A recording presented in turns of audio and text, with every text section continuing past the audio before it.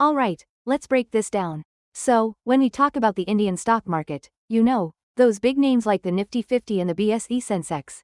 It's usually a pretty complicated dance between what's happening in India's own economy and the bigger picture globally. And right now, in early March 2026, investors are really keeping a close eye on these benchmarks.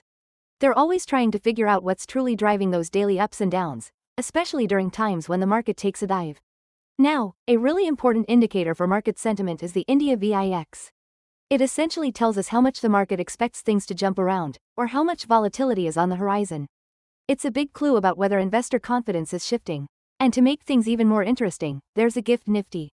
Think of it as a sneak peek. It gives us an early idea of how the Nifty 50 might open, by showing us what global markets did overnight. The health of the Indian market is super tied to what's happening globally. We're talking big international indexes like the Dow Jones, or even Asian markets like the Kospi. They often set the vibe for investor sentiment here. So, getting a handle on all these interconnected factors is absolutely crucial for anyone in the market, so they can navigate both the good times and the tough times effectively. And that burning question, why is the market down today? That's really at the heart of all this. It pushes us to dig deeper into the economic reports and policy decisions that are shaping our entire investment world.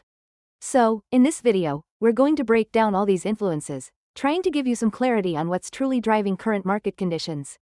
And hopefully, offer you some perspective on how you can interpret the signals from all these crucial financial instruments.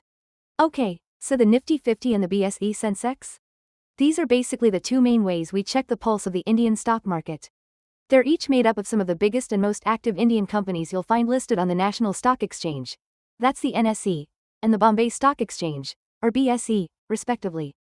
The Nifty 50, for example, tracks 50 companies from all sorts of different industries, and NSE Indices Limited manages it. The Sensex is pretty similar. It keeps tabs on 30 financially strong companies, all listed on the BSE.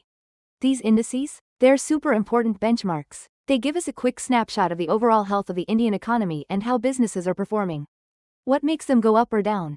Well, a whole bunch of things. We're talking company earnings reports every quarter, shifts in government policy, and major economic data like inflation rates, how much stuff the country is producing, and GDP growth figures. If companies don't make as much money as people expected, or if the economy starts showing signs of slowing down, you'll usually see these indices take a dip. On the flip side, strong earnings and robust economic data usually send them shooting upwards. So, whether they're up or down on any given day, it really shows what everyone in the market collectively thinks about where the Indian economy and its companies are headed. That's why the Nifty 50 and Sensex are super important for figuring out investment opportunities and understanding the market's overall direction. Alright, so global markets? They have a huge impact on how Indian stocks perform. Think about big international indexes like the Dow Jones over in the US or the Kospi Index in South Korea. They often set the tone for trading sessions everywhere. And get this, news and economic updates from these massive economies, whether it's the US Federal Reserve deciding on interest rates or some geopolitical issues impacting global trade, these often create a ripple effect that reaches all the way to India. Now, an important tool for keeping an eye on these overnight international signals? That's the GIFT Nifty. It operates from the NSE International Exchange, NSEX, in Gujarat, India, and essentially, GIFT Nifty contracts mirror the price movements of the Nifty 50. Trading for almost 21 hours a day, it gives us a crucial early peek at how the Indian domestic market, specifically the Nifty 50, is likely to kick off the next day. It effectively soaks up all that global market sentiment before our local exchanges even start trading. This whole interconnectedness means that while domestic factors are super important, no stock market ever operates in a bubble. Capital flows and investor sentiment often move along with global financial trends. So, keeping a close eye on these global benchmarks and the GIFT Nifty? It's pretty much a must-do for investors who want to anticipate the local market's direction and, frankly, understand why the market is down on any given day. Alright, let's talk about the India VIX. So, the India VIX, also known as the India Volatility Index, is a pretty big deal.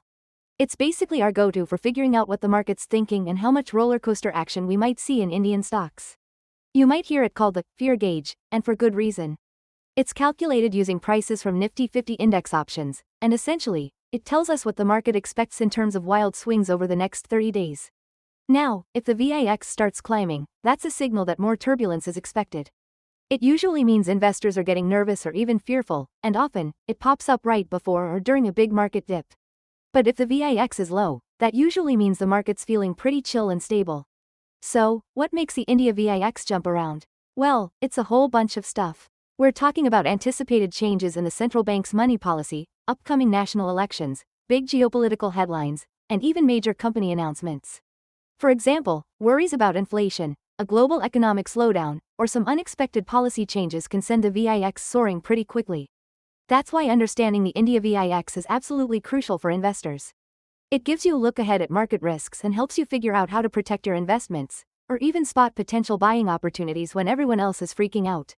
Ultimately, this index gives us some really valuable context when we're trying to make sense of bigger market trends and get to the bottom of why the market might be taking a hit today. So, what really makes the Indian stock market jump around every day, or even over the long haul? Well, a few key things really come together to drive those movements. Things like inflation, interest rates, and jobs numbers, those big economic reports from places like the Reserve Bank of India, they play a huge role. If the central bank gets a bit hawkish, that means they're serious about fighting inflation by raising interest rates. It can really put a damper on company profits and make investors a bit less eager. Then, of course, there are company earnings reports, not just what they've already made, but also what they predict for the future. These directly impact how much a stock is valued. If a company doesn't meet expectations, or gives a weaker outlook, you often see a lot of selling pressure. And hey, let's not forget about what's happening around the world politically. Things like regional conflicts or big global trade spats, they just inject a ton of uncertainty. And that can make investors pull their money out of emerging markets like India pretty quickly. On top of that, what foreign institutional investors, FIIs, and domestic institutional investors, DIIs, are up to really sways how much money is flowing in and out of the market, and overall sentiment.